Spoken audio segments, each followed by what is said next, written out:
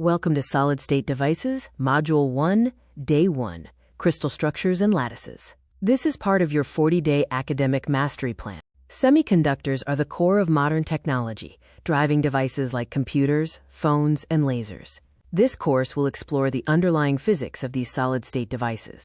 Silicon, atom number 14, has 14 total electrons. The outer valence shell holds exactly 4 electrons, which are critical as they define all of silicon's electrical behavior.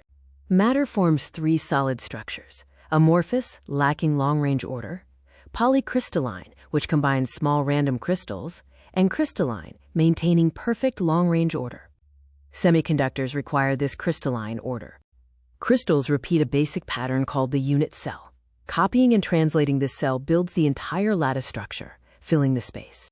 In simple cubic structures, atoms are only at the corners. The body-centered cubic structure adds one central atom. Basis vectors define the edges of these structures. Silicon utilizes the diamond lattice. This structure starts with a face-centered cubic base and adds 4 internal atoms. Every atom in this lattice bonds with exactly 4 neighbors. Atoms share valence electrons, creating covalent bonds that hold the crystal together. In pure silicon, all electrons are locked in these bonds.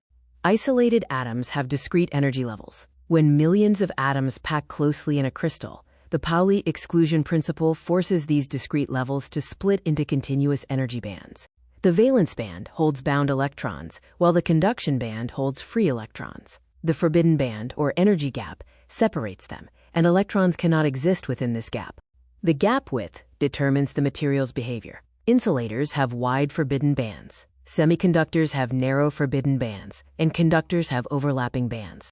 At absolute zero, silicon acts as an insulator. However, thermal energy at room temperature breaks covalent bonds. Electrons jump into the conduction band, leaving positive holes in the valence band. Structure dictates function. Specific lattices create specific bonds, and bond strength defines the energy gap width. Ultimately, the energy gap is what creates the semiconductor. Pure intrinsic silicon has limited applications. Engineers must modify the crystal to control conductivity. Tomorrow, we will introduce foreign atoms to the crystal in a process called doping and extrinsic semiconductors.